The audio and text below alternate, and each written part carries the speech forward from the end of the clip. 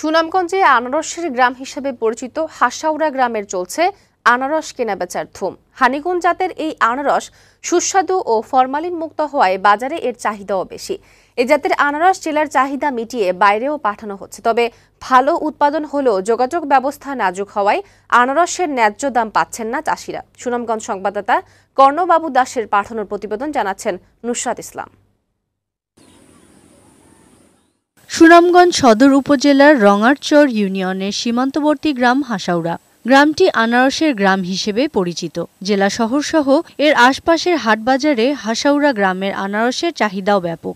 অন্যান্য বছরের তুলনায় এবছর আনারসের উৎপাদন ভালো হওয়ায় সকাল থেকে বিকেল পর্যন্ত পরিপক্ক আনারস সংগ্রহ করছেন চাষিরা। এসব আনারস বিক্রি হচ্ছে জেলার বিভিন্ন হাটবাজারে। হানিকুল জাতের আনারস স্বাদে সুস্বাদু ও ফরমালিন মুক্ত হওয়ায় ভালো দামে বিক্রি হচ্ছে। আনারসের ফলন ভালো হলেও বিপণন ব্যবস্থা ভালো না হওয়ায় কাঙ্ক্ষিত দাম পাচ্ছেন না চাষিরা।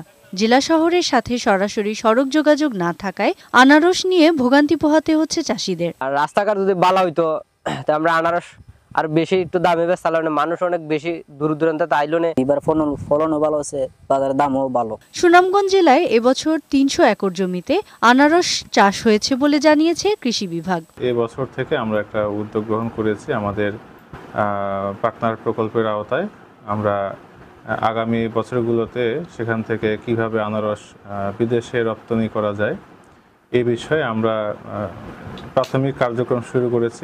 সড়ক যোগাযোগ উন্নত হওয়ার পাশাপাশি হাসাউড়ার আনারসে নতুন সম্ভাবনার দ্বার উন্মোচিত হবে এমনটাই আশা করছেন সংশ্লিষ্টরা।